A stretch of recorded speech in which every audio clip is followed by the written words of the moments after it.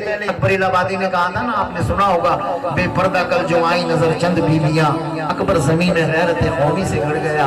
पूछा जो उनसे आपका पर्दा हो क्या हुआ, कहने लगी कि अकल पे मर्दों की उड़ गया। बात तो यही है ना, जब औरतों का पर्दा उनके मुंह पे होना चाहिए था, मर्दों की अकलों पर बड़ा, तो औरतें बेनकाब हो गई, औरतें बेपर्दा हो गई।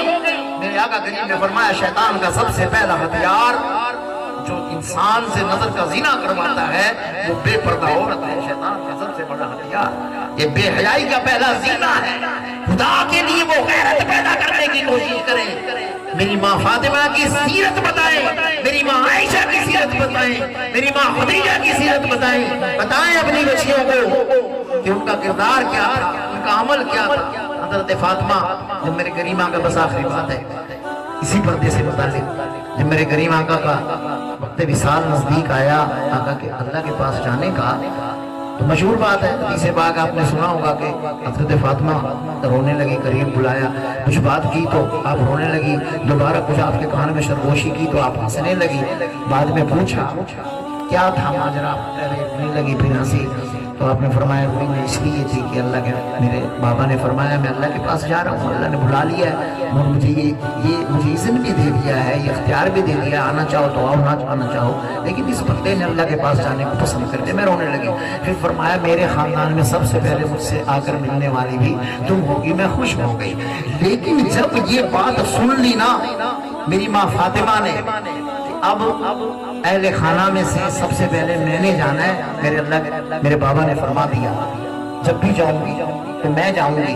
उस दिन से ये फिक्र दामनगीर हो गई कि मुझे जब जनाजे की सूरत में ले जाया जाएगा, चारपाई पर डालकर कपड़ा डाला जाएगा, तो मेरे जिस्म के खदो खाल नुमाया नजर ना आए। ये फिक्र दामनगीर हो गई। क्या किया जाए, क्या किया जाए। अब इसी ख्याल में अज़वाज मुतहरात के सामने तस्करा किया तो उन्होंने इसका एक हल निकाला।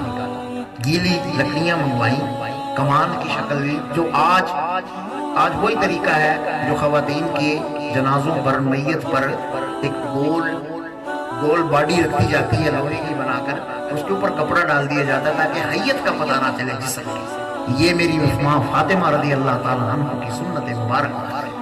जब उन्होंने आपकी जिंदगी में बनाकर, अम्मा ने इस तरह बनाकर उसके ऊपर कपड़ा डालकर चारपाई पर रखा, कहा फातिमा देखो ये तरीका है, जब इसके अंदर बंदे को लिटा दिया जाएगा इसकी चारपाई पर तो कुछ नजर नहीं आएगा। तो मेरी माँ फातिमा खुश हो गई, कहा मुझे इसी तरह लेकर जाना, मेरे जनाजे को इसी तरह लेकर जाना। ये तो एक अल्लाह रब्बुल इज्जत का खौफ था, पर्दा था, यही करना चाहती थी। आज बस अपने घरों को अगर सुकून वाला बनाना है, इत्मीनान वाला बनाना है, तो अल्लाह और उसके रसूल के जिक्र से अपने दिलों को, अपने घरों को आबाद करे और अपने बच्चे और बच्चियों की बेहतरीन तरबियत करे, नेकियों का हिस्सा बनाते रहे। अब देखिए ना, अल्हम्दुलिल्लाह दावत इस्लामी है, इतना बड़ा